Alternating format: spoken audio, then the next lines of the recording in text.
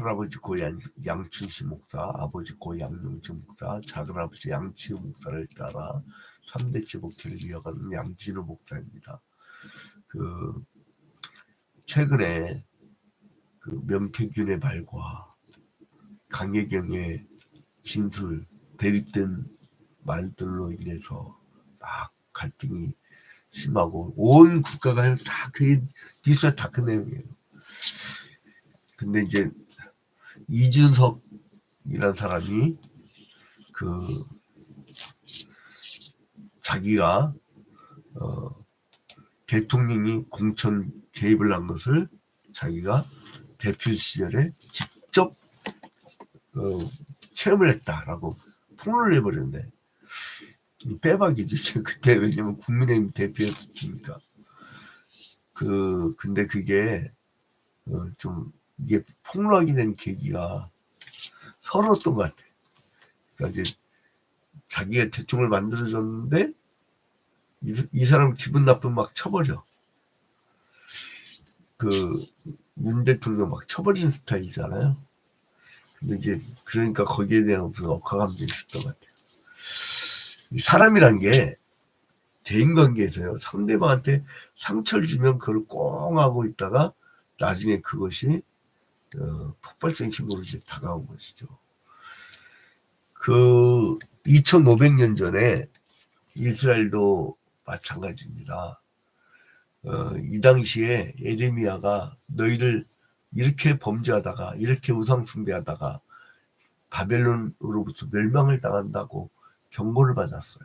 근데 이때 이미 봤지만 하나냐라는 사람하고 스마야 이 두 사람은 뭐라고 그래요? 안 망한다. 그리고 니들 혹시 바벨론 끌려가더라도 2년 만에 돌아올 거야 라고 얘기를 했어요. 근데 이제 하나냐하고 스마야가 이렇게 얘기를 하더라도 하나님의 프로그램은 죄에 대해서는 벌을 내는 게 하나님의 원칙이에요. 그래서 이제 너희들이 이제 바벨론 포로 끌려가갖고 70년 만에 돌아올 것인데, 그러니까 포로 상태 회복될 거라는 거죠. 그리고 바벨론을 이스라엘을 치는 악한 도구로 사용하시지만 그 악한 도구도 선민들을 괴롭히던 그 대적들도 하나님이 멸망시켜 버릴 것이다. 이거예요. 그러니까 뭐냐면 하나님이 당신의 백성들이 범죄할 때에 그 죄에 대해서 반드시 징계하시지만 다른 한편으로는 자기 백성을 끝까지 사랑하신다는 걸 보여주는 거예요. 그래서 예레미야 30장부터 33장까지는 내가 포로로부터 너희들을 구해줄 것이니까 너희들은 염려 말아라고 위로의 말씀을 주세요. 예레미야서는 계속 죄에 대한 경고와 그리고 멸망, 이 심판에 대한 말씀이 쭉 나오다가 오래간만에 4장에 걸쳐서 위로의 말씀이 나오게 된 거예요. 원래는 성경은요, 특히 구약은 자음만 써 있었어요. 자음. 모음이 없었어요. 그러니까 발음을 사람들이 알 수가 없죠. 모음이 붙어야 뭐 발음을 할 거 아니에요. 자음밖에 없었어요. 자음. 히브리 성경, 원래 성경을 찾으면요, 자음밖에 없어요. 근데 희한하게도 이것이 전수가 돼. 여러분 생각해봐요. 우리 한글로, 내가 예를 들게 한글로, 여러분 이렇게 전수를 했어. 이렇게 기록하면 누가 알아보고요? 우리 가죽이나 양지는지 알지. 어떤 사람들은 오징어 이렇게 읽을 거예요. 그죠? 근데 신기한게도 그 방대한 성경의 말씀을 전수를 하는데 각 가정별로 이렇게 읽어줘요. 근데 사람들이 그 자음만 있는 성경을 다 전수가 됐다는 거예요. 그리고 나중에 그 발음이 정확하게 기록되게 보존하기 위해서 AD 800년에서 1000년 사이에 낫소락파들, 마소라파의 본문을 뭐라고 하면 마소레틱 텍스트라고 해갖고 MT라고 그래요. MT. 근데 그 마소라파들이 모음을 붙여요. 그래서 겨우 히브리어 성경이 읽을 수 있게 된 거예요. 그렇다면 자음만 전수되는데도 어떻게 후손들한테 그렇게 이어져 갈 수가 있을까? 그건 뭐냐면 여러분, 그만큼 성경을 교육시킬 때 달달달달 외우게 교육시켰다는 거예요. 그러니까 하나님의 역사가 그 우리의 삶 속에 어떻게 펼쳐지는가를 그냥 외우는 거야. 그냥. 그런데도 매일 성경 한 장 통독 및 강해하는 이 시간에 안 들어와? 야, 우리 성도들은 들어야 될 거 아니야. 우리 성도들도 다 안 들어와. 끄끔해. 내가 그래서 혹시 몰라서 그런가 갖고 내가 이제 잠깐 앉아보시라고 해서 이렇게 들어가고 이렇게 목사님 나 그거 다 알아요. 들어갈 줄 알아요. 그런 거야. 근데 왜 한 번도 안 들어라 했더니 한 말도 못해. 그리고 천국은 가고 싶은가 봐. 자음밖에 없는 그 성경들을 후손들이 발음을 정확하게 달달달달달 암기시키면서 전수를 해온 것이 그게 기독교예요, 여러분. 응? 그 장난하듯이 무슨 애들 알바하듯이 믿는 게 그게 믿는 게 아니라니까, 여러분. 믿음 그러니까 믿음은 요즘에는 무슨 이게 자본주의 교회들 큰 문제점인데 뭐냐면 구멍가게야. 역사와 대의 그리고 하나님의 전 우주적 통치, 국가와 민족을 향한 하나님의 비전. 이원설 박사라고 옛날 숭실대 총장 저희 아버님 친구였는데 두 분 다 돌아가셨어. 근데 이제 그분이 쓴 전질책이 이만큼인데 그분 책을 제가 다 지금 소장하고 있어요. 이번에 못 버렸어. 막 다 정리해. 도저히 못 버리겠더라고. 그거를 특별히 신뢰하는 양영주 목사, 신뢰하는 양영주 목사의 아들 양진우 이렇게 다 친필로 써갖고 자기의 전지를 한 권 한 권씩 다 준 건데 그걸 어떻게 버려요? 그분 마지막 본 게 신라 호텔에서 아버님하고 두 분이 식사할 때 그렇게 마지막 보았는데 여러분 신앙은 장난이 아니고 그 교회에 가짜는 사람들을 막 집단자를 세우는 그런 거는 안 됩니다. 안 되는 겁니다. 저 사람 왜 권세고 나한테 해봐요? 이런다 세워지는 게 아니랄까요. 장난하는 게 아니라 지금 그래서 문제가 뭐냐면 저 사람은 좀 신앙 좀 생겼으면 좋겠다는 난 새신자권으로 왔는데 딴 교회에서는 직분을 주네.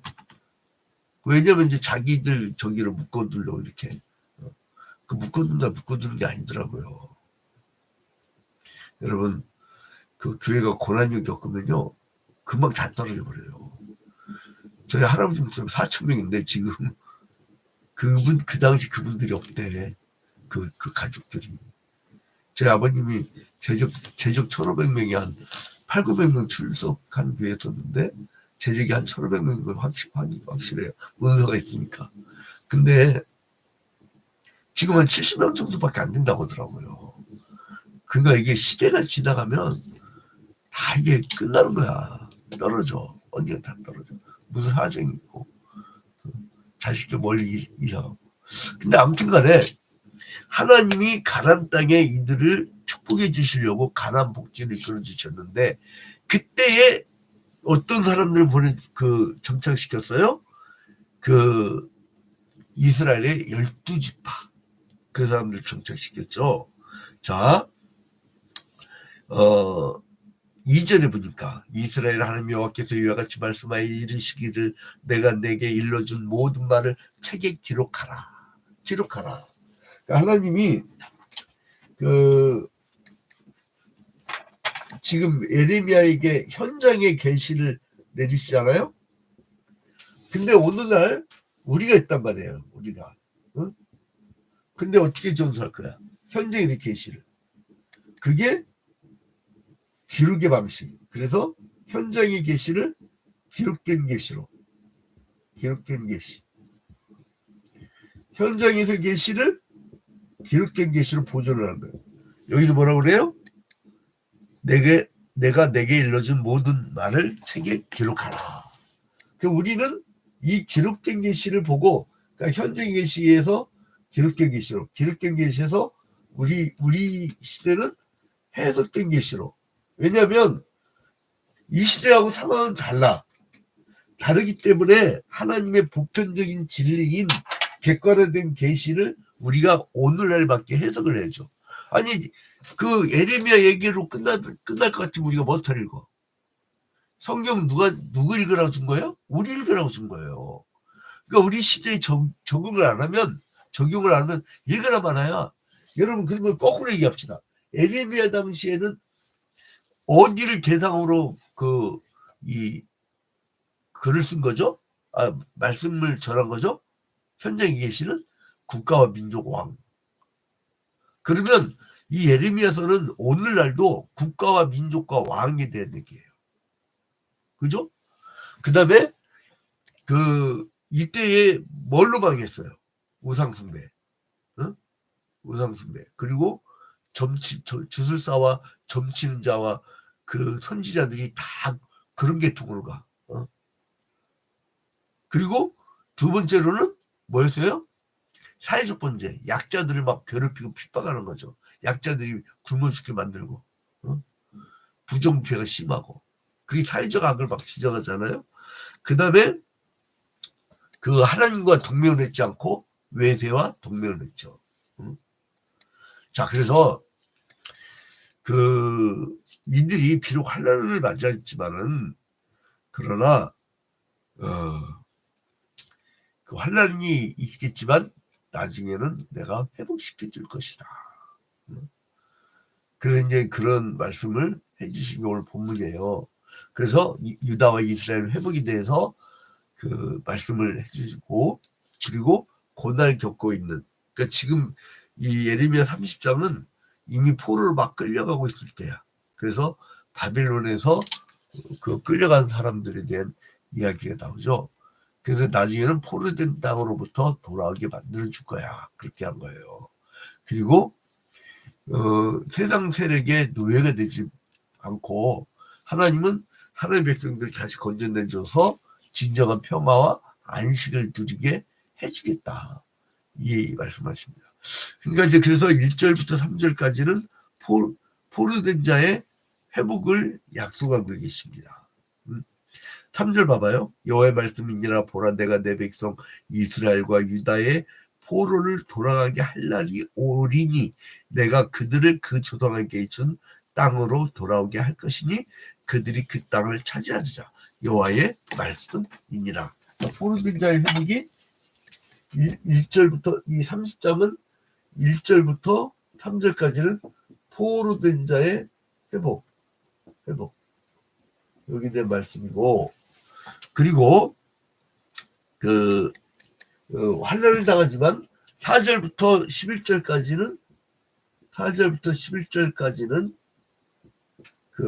너희들이 이방인의 멍에가 되겠지만 멍에로부터 회복시켜 줄 것이다. 이방의 멍에로부터 구출할 것이다. 이 회복이라는 게 이제 구출할 것이다. 이 말씀하시고, 그 다음에 12절부터 17절까지는 이스라엘이 죄로 징계받고 매를 받지만은 그래도 너희들을 막 괴롭히던 자를 내가 처벌할 것이다. 12절부터 17절. 그러니까 너희들을 압박하던 자, 압박자를 처벌할 것이다. 그러니까 이게 악한 도구로 쓴 거죠. 자기 자식이 잘못되니까 저는 좀 얼차리 좀 주세요라고 하는. 그 다음에 이제 18절부터 24절까지는 18절부터 24절까지는 예루살렘의 회복. 그리고 여기에서 약속을 하시죠. 자, 그래서 이제 회복할 때 어떻게 되는 거냐면 22절에 보니까 너희는 내 백성이 되겠고 나는 너희의 하나님이 되리라. 이게 뭐예요? 임마누엘 사상이잖아요. 임마누엘. 그러니까 하나님은 왜 계속 우리와 관계를 맺으려고 하냐면 하나님의 백성으로 계속 삼으시려고. 그리고 하나님은 또 그 백성의 하나님이 되고자. 그게 임마누엘 사상이에요. 임마누엘. 그래서 예수님이 그 탄생하기 전에 수태고지할 때 이를 임마누엘이라 하리라. 이렇게 한 것은 뭐냐면 하나님이 우리 하나님이 되시려고 인간의 몸으로 오시는 그 역사. 그거죠. 자, 근데 이제 그 예루살렘 성전이 다 파괴됐잖아요. 침략자에 의해서. 근데 그게 다시 회복될 것이라고 하는 꿈을 이뤘어 이미. 그러니까 이거 뭐냐면 꿈을 이뤘을 때에 희망을 주는 게 그게 위로이지. 여러분 지금 잘 나가는데 무슨 위로가 되겠어요. 그 왜 현대인들이 누가 막 발동을 걸어줘야 돼. 막 그냥 분위기로 막 그냥 음향을 기가 막히게 하고 그냥 요즘에는 막 드럼에도 마이크 달잖아요. 그냥 웅장하게 해야 사람들이 이게 좀 감성이 움직일까.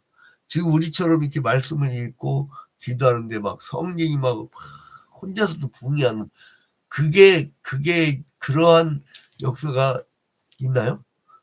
누가 발동 걸어줘야 돼. 그거는요 자기가 만들어낸 성령이야. 그 하나님이 그 감동을 주지도 않았는데 지가 막 감동을 막 받아요. 그거는 여러분 있잖아요. 옛날에 우리나라에 마이클 잭슨이 와서 공연할 때 막 여학생들 속옷 집어던지고 난리가 났었잖아요. 난리가. 그래갖고 막 한동안 살문제가 됐잖아요. 마이클 잭슨이 와서 공연해도 다 은혜 받아. 감성적인 문제가 아니라니까 이게. 하나님이 말씀하신 것을 회복하고 그 다음에 주님께서 우리에게 오늘날 우리에게 뭐예요? 우리에게 포르기하는 뭐예요? 이 죄의 포르에서 영원한 하나님 나라로 가는 거. 그러니까 예수님의 재림이 우리에게는 해방의 날이에요. 그래서 우리 재림을 간절히 기다리는 거 아니에요. 요한계시록 마지막에 뭐예요? 그 마라나타 그러잖아요. 주 예수여 어서 오시옵소서. 그래 이제 그 약속이 실현되기 전에 회복의 약속이 실현되기 전에 그 이스라엘 백성을 괴롭혔던 악한 도구 바벨론을 치고 그 다음에 심판을 내릴 것이다. 그리고 예루살렘 성이 재건되고 바벨론에서 잠잠해진 축제 소리가 다시 들리게 될 것이다. 이제 이런 약속을 한 것이 오늘 본문의 말씀이에요. 그러면 이 당시에는 예루살렘 성으로 돌아와서 그걸 재건하는 것이라면 오늘날 우리의 그 예루살렘 성은 뭐예요? 지금 그거는 지역적인 게 아니야. 이제는 영적 예루살렘이에요. 예루살렘 이렇게 지금 이스라엘 국가에 있는 예루살렘이 아니라니까요. 그거는 끝났어요. 구약 시대로. 신약 시대는 영적 예루살렘. 새하늘과 새 땅. 그러니까 요한계시록 21장 1절에 또 내가 새하늘과 새 땅을 보니 처음 하늘과 처음 땅이 없어졌고 바다도 다시 있지 않더라. 또 내가 보면 거룩한 성 새 예루살렘이 하나님께로부터 하늘에서 내려오니 영적 예루살렘 새 예루살렘은 하늘로부터 내려온대. 이 땅이 게 아니래요. 그래서 이제 그러니까 구약 시대의 예레미야 시대 때의 그 약속은 오늘날 우리에게도 주신 약속인데 우리는 재림 예수를 바라보는 거예요. 그 당시에는 70년 만에 포로로 끌려가서 돌아가는 것을 의미한다면 그러니까 구약은요 신약의 그림자의 예표라고 있잖아요. 그림자는 실체가 서 있을 때 그 그림자도 모양이 똑같은 거예요. 그러니까 예컨대 출애굽기다. 그러면은 애굽은 옛사람. 그러니까 신약적으로 얘기하면 옛사람, 죄의 굴레. 그 다음에 홍해바다 건너는 거는 신약 시대로 얘기하면 세례받는 거, 물 건너는 거. 그 다음에 그 광야 40년의 길은 신약 시대로 얘기하면 우리의 인생길. 그 다음에 가나안 땅으로 들어가는 것은 구약 시대 때는 구체적인 현실의 땅이었지만 우리 뭐예요? 재림 예수가 오신 후에 이루어질 천년왕국. 그게 우리의 새 예루살렘이잖아요. 그래서 이제 이게 대비가 되는 거죠. 그래서 포로되면서 회복될 것이라는 소망이 없었다면 이 이스라엘은 영원히 멸절될 수밖에 없었을 거예요. 그러니까 하나님께서는 때로 이 택한 백성이 범죄를 할 때에 구렁텅이에 집어넣기도 해요. 한국교회가 범죄하잖아요. 그러면 하나님의 한국교회를 완전히 망하게 만들어 버립니다. 구렁텅이에 넣기도 하지만 결국에는 다시 남은 자를 통해서 다시 회복을 시켜줄 거예요. 그래서 내가 남은 자가 돼야 돼. 누가 남은 자가 되나? 저 사람 남은 자가 되나? 이렇게 보지도 마. 내가 남은 자가 되면 돼요. 우리 교회 공동체가 남은 자가 되면 되는 거예요. 그래서 성도들은 이 험난한 세상에서 새하늘의 비전을 가지고 살아가야 됩니다. 그러면 좌절하지 않아요. 우리 다 승리할 수밖에 없는 자들이잖아요. 다 경기에서 금메달 딸 수밖에 없는 사람들이 뭐가 아쉬워서 뭐가 이렇게 비참하게 슬피 울고 주눅 들고 그럽니까? 가슴을 쫙 펴고 어깨를 쫙 펴고 힘차게 저 새하늘과 새 땅을 향해서 행진해 나가는 여러분이 되시기를 주님의 이름으로 축원드립니다. 하나님이 회복시켜 주시고 하나님이 위로해 주시고 하나님이 새로운 희망과 그리고 은혜를 주실 줄로 믿으시기 바랍니다.